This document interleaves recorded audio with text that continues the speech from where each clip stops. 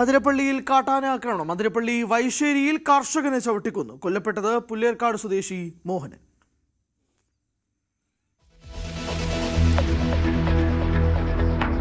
E D ഉദ്യോഗസ്ഥരെ ആക്രമിച്ച കേസിൽ 5 പ്രതികളുടെ ജാമ്യാപേക്ഷയിൽ ഉത്തരവെന്ന്. കേസിൽ അറസ്റ്റിലായവരുടെ എണ്ണം 25 ആയി. പ്രധാന പ്രതി പാളയം സന്തോഷിനായി ലുക്കൌട്ട് നോട്ടീസ്.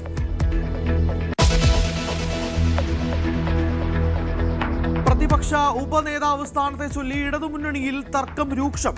കടുംപിടുത്തം തുടർന്ന് CPI. KN ബാലഗോപാലിനായി CPM നീക്കം.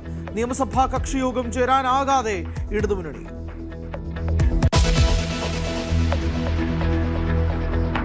മുതിർന്ന കോൺഗ്രസ് നേതാവും MP-യുമായിരുന്ന KP ധനപാലൻ അന്തരിച്ചു. അന്ത്യം പറവൂരിലെ സ്വകാര്യ ആശുപത്രിയിൽ. CPM നേതാവും കോഴിക്കോട് മുൻ മേയറുമായ TP ദാസനും വിട.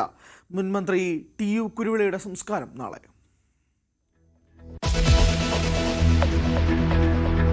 കർണാടകയിൽ DK ശിവകുമാറിനെ ഇന്ന് മുഖ്യമന്ത്രിയായി പ്രഖ്യാപിക്കും. കോൺഗ്രസ് നിയമസഭാ കക്ഷിയോഗം വൈകിട്ട് 4 മണിക്ക്. ശിവകുമാർ തിങ്കളാഴ്ച സത്യപ്രതിജ്ഞ ചെയ്തേക്കും. കൂടുതൽ മന്ത്രിസ്ഥാനത്തിനായി സിദ്ധരാമയ്യ.